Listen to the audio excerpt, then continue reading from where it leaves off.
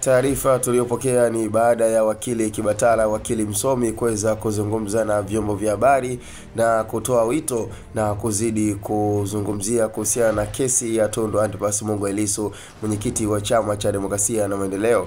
Na hivi sasa katika hali aliyoweza kufikia mwenyekiti wa chama hicho ni kwamba atatangaza siku rasmi kabisa ya kususa kutokula, na huenda itakuwa ni sehemu ya yeye kuweza kupata haki yake, na ameweza kuweka bayana kwa kumtumia wakili msomi wakili Kibatala aliweza kuzungumza katika nukuu yake kwamba yani liwalo na liwe. Kwa hiyo hata kama atasusa kutokula chakula akiwa gerezani, manake litakalotokea kama ni kufa na kama ni hali yake kuendelea kudhoofika, basi yupo tayari. Na katika sakata ambalo pia lingine limeonekana pia kuwashtua baadhi ya wananchi ni baada ya Mdude Nyagali kuweza kushambuliwa, na kwa katika hali ambayo Watanzania na baadhi ya wananchi na hata kwa baadhi ya viongozi wa Chama cha Demokrasia na Maendeleo wakaona kabisa ni swala ambalo limeendelea kuwa kubwa, yani matukio mawili makubwa ambayo yameendelea kuongozana na imekuwa ni kama listi inayoendelea.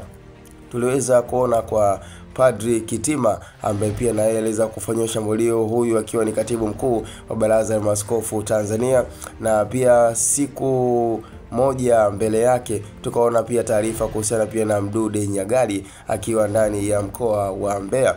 Sasa sakata hili la wakili Kibatala kuweza kuzungumzia hali ya Tundu Lissu na maamuzi aliyoweza kuyachukua ni kwamba liwalo na liwe, kama litakuwa ni swala ambalo yeye litamdhoofisha na kumfanya aweze kupoteza maisha kwa kukataa kula, basi yuko tayari.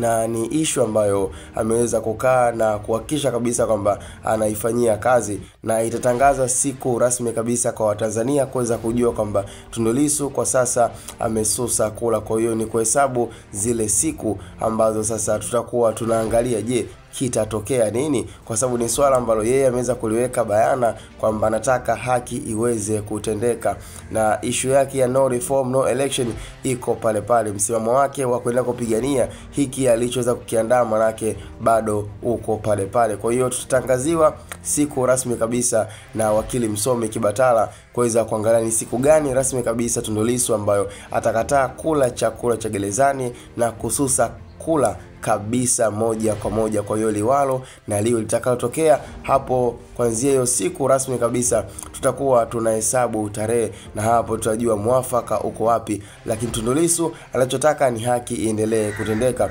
Ni moja ya taarifa tulionayo. Cha msingi tukutane kwenye comment.